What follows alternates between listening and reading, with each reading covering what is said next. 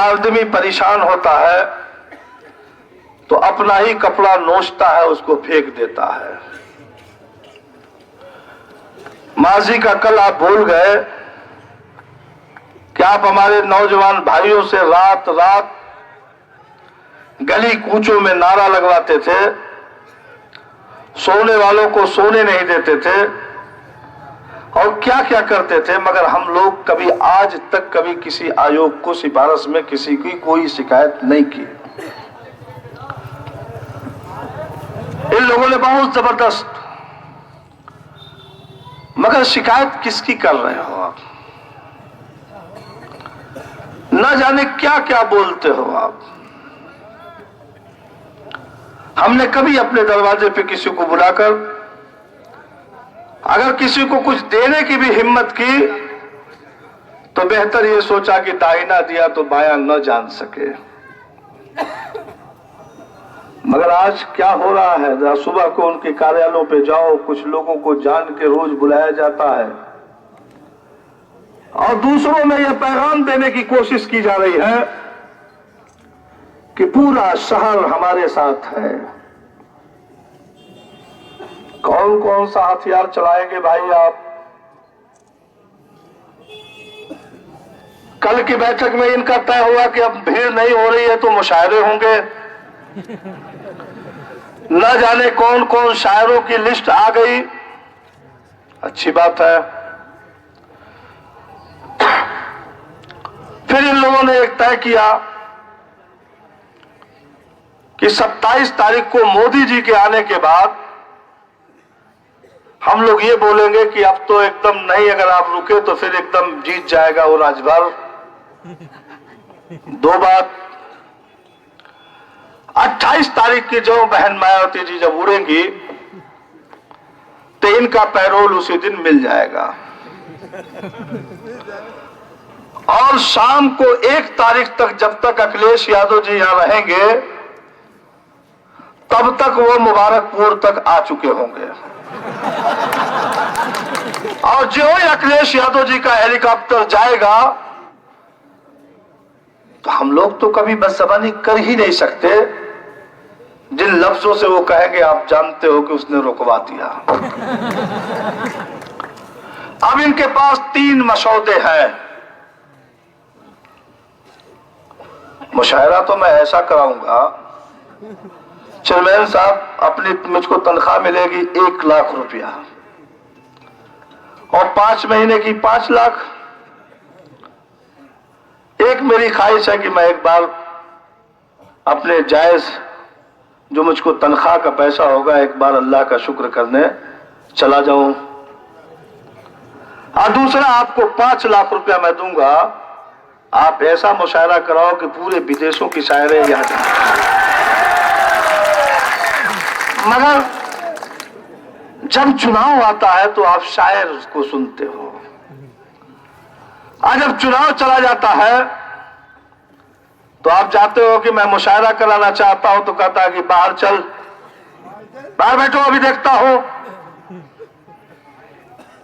और पैर नीचे नहीं पैर ऊपर करके बैठता है। हुकूम साहब तो बैठता तो चलो भाई, हमने उसको गलती से अच्छी तरह से जो भी जान के हमने उनको अपना जनप्रतिनिधि बना दिया, उसकी दुधारी गए कि लात भी कुछ बर्दाश्त की जाती है, न तुम दूध देते हो न पानी देते हो, कुछ भी नहीं देते हो, लात मारते हो, लात भी मारते हो। हमारी नस्लों के बच्चों में कलम देने की हिम्मत नहीं है तो हमारी खानदान के बच्चों से, हमारे अपने बच्चों से तुम पैरों में जूते पहनते हो।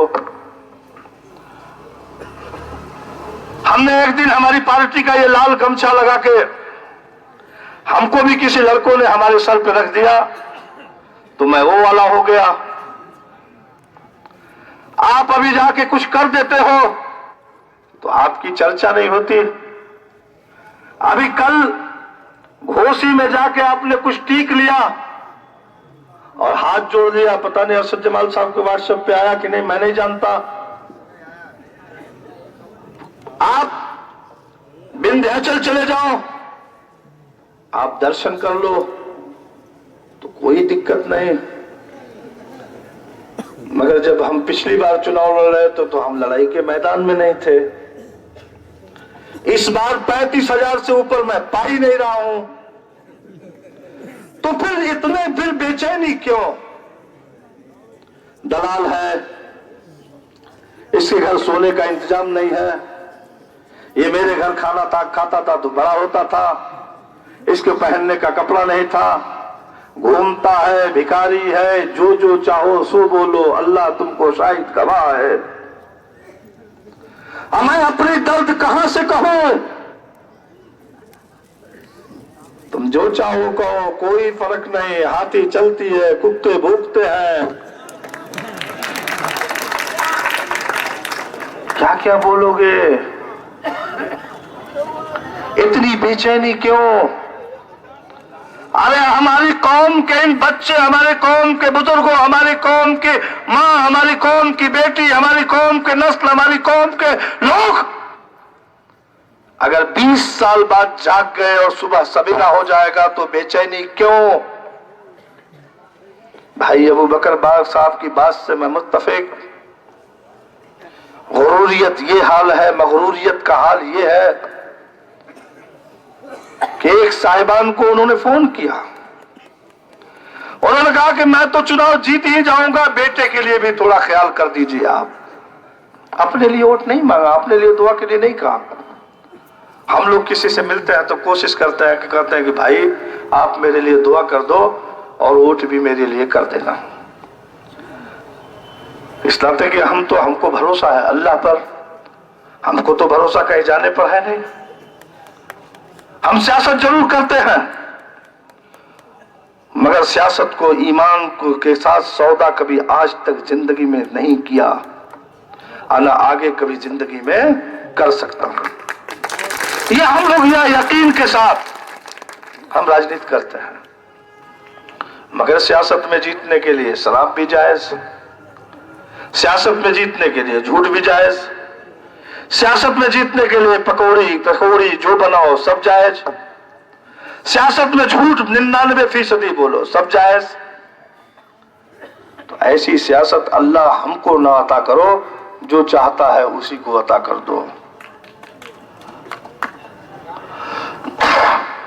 रब्बुल आलमीन, मैं तो आपके इस दरबार में हाथ उठा के लोगों के लिए मैं मांगना चाहता हूं, अल्लाह मेरी जबान को इतनी मजबूत बना दे कि अगर ये मोहब्बत 4 तारीख को अगर निकल गई और 11 तारीख को गिनती के रूप में निकल गई तो लखनऊ से लेकर मऊ तक कहीं न कहीं हर पल आपको कहीं न कहीं अल्ताफ अंसारी और समाजवादी पार्टी का कुछ न कुछ दिखाई देगा।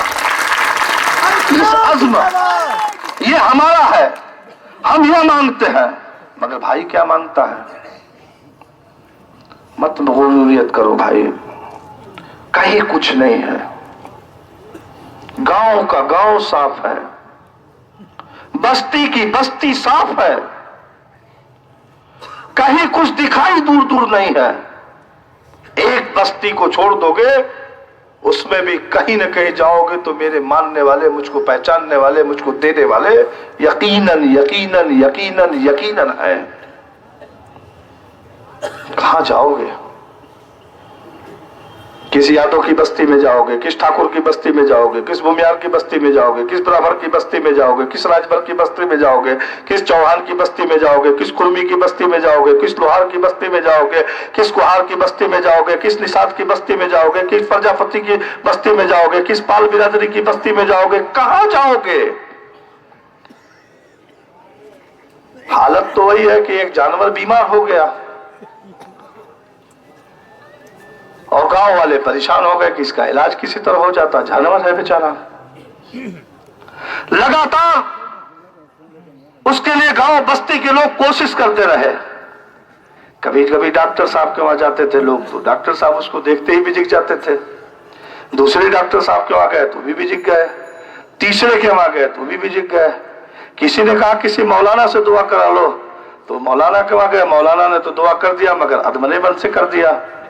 किसी ने कहा कि ऐसा है कि आप किसी मजार पे लेके चले जाओ, मजार पे लेके गया तो बाबा ने भी इनको अदमरे मन से दुआ दे दिया।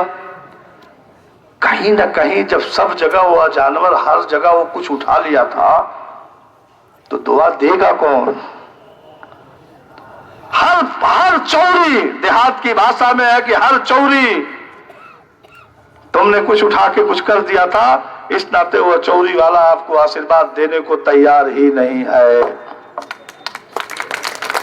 जब हर जगह आपने सबको तो छेड़ लिया है, सबको इस्तेमाल कर लिया है, टिश्यू पेपर की तरह सबको इस्तेमाल किया, फेंक लिया है, अब क्यों आप परेशान हो भाई? क्यों परेशान हो?